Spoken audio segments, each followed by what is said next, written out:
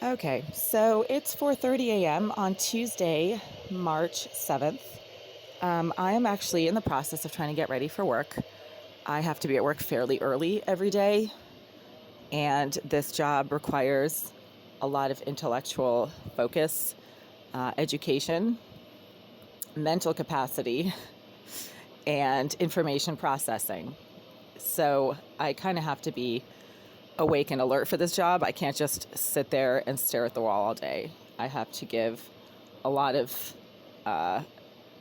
mental focus and effort.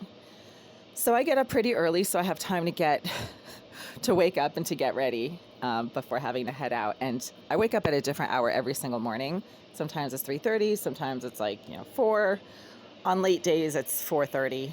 But the point that I'm trying to make is that right now there is someone getting agitated directly behind the wall of my kitchenette area, which is the bathroom of an empty, unoccupied unit 78, previously occupied for 8.5 years by a sex offender and psychopath named Jasmine Arizari, but now vacant.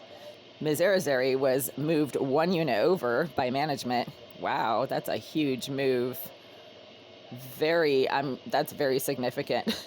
They moved her like 5 feet, but she's not supposed to be in that unit. And because she's a psychopath with psychosis-driven stalking behaviors, as far as I can tell, that's what her entire life consists of, is targeting, stalking, and harassing people on a moment-by-moment basis who are more functional than her.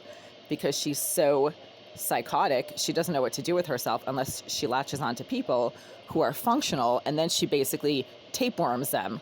Basically, it behaves like a human parasite, feeding off of everything that they do, and their activities and their money. I mean, things have been stolen out of this unit by this person.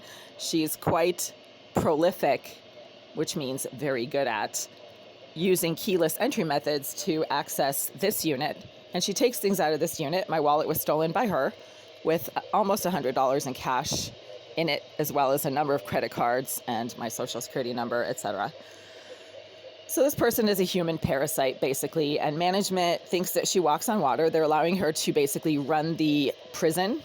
This is pretty much a prison, given that the management rents almost exclusively to people with criminal problems, mental health issues that are pretty severe, and a lot of substance abuse nut jobs. So people who just sit around all day smoking substances, such as the psychopath in 78, because they have no reason to exist.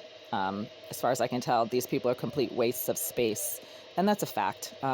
Those of us who try to be functional, productive members of society, we have the right to have a problem with deadbeat lowlifes who feed off of other people, such as myself, who steal from them, who stalk them, who latch onto their personal activities and try to interfere with those personal activities, or try to gain some kind of personal possessions from those activities, such as stealing from bank accounts, stealing cash from my wallet and purse when it's been near the door.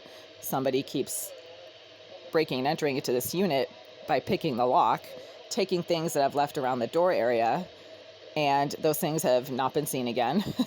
So these are human parasites. I mean, thieves, sex offenders, people who plant surveillance devices in your bathroom so they can perv and creep all over what you do in your bathroom. They're human parasites. So right now, there's someone directly behind the wall of my kitchenette, which is the bathroom of an empty unit, and they're smoking marijuana behind this wall, and they get agitated whenever I go into this bathroom right now to try to use the toilet.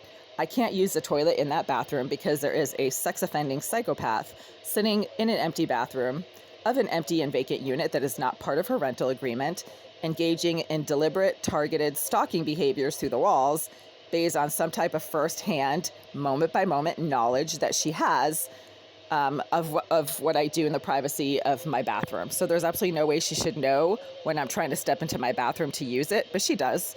And she smacks the wall. She becomes agitated. Ever since my alarm went off at 4, there have been bursts of marijuana fumes coming straight through this wall. As I keep pointing out in my videos, the marijuana fumes never come from the hallway. I always go out to the hallway to check and make sure. And if the marijuana fumes were coming from the hallway, I would be able to smell it right here by the door, and there's no odors. It's coming through the wall behind my toilet and the wall behind my kitchen sink, and it is most intense over here by the windows, as it always is. And I have to keep my air conditioner going because that's the only way to ventilate these sickening odors and fumes and try to get rid of some of them. I also keep my window open even though it's freezing outside and there's no heat in this unit. I actually just had to keep the stove on all night. So I've had this burner on this stove right here on, which is extremely dangerous because it's an open flame. But there's no heat in this unit. Like, the baseboard pipes are completely cold, and it is probably about 60 degrees at night in this space. I have to turn the burners on for hours to get some heat in here. So that's another issue that management refuses to address. They are completely negligent. They refuse to fix anything. They do not address any concerns, any health and safety issues. The only time they respond to anything is when other tenants call them and tell them that, there's some water coming from my sink or something into their unit. That's when they suddenly show up. But if I tell them there's no heat, or I tell them there's nonstop sickening odors coming from an empty bathroom, and these odors and fumes are literally filling my living space for hours, they don't send anybody, and nobody ever does anything because they love the low-life criminals that they rent to. They cater to them. They think that the criminals walk on water, even though they're a bunch of registered sex offenders, thieves, psychopaths, and drug-using junkies, verifiably. And the management who run this building complex don't like productive, functional members of society. They resent functional, successful, productive members of society, and they have pretty much evicted every single person who has lived in this building over the last 10 years who has been a functional member of society. They don't like people who have jobs, who earn their own income, who pay their own rent out of pocket, as I do. I've never had any kind of subsidized rental assistance for this unit ever. I did receive some funds from the city of Boston that are not subsidized by the government. They're simply grants. So you can apply for a grant to help you pay for your rent because of the pandemic. So that's what I did. I applied for a grant, but a grant is not Section 8 government income. I am not Section 8. I never have been. So there's that. The government doesn't like that. They get more money by renting to criminals, psychopaths, and drug users than they do by renting to people who pay out of pocket, such as myself. So there's that. So right now, I can't use my bathroom. There's somebody in the bathroom directly behind this wall getting really agitated, deliberately blowing bursts of sickening odors straight through this wall to let me know that they're right there. And then they start making noises against the wall behind my toilet when I try to use it.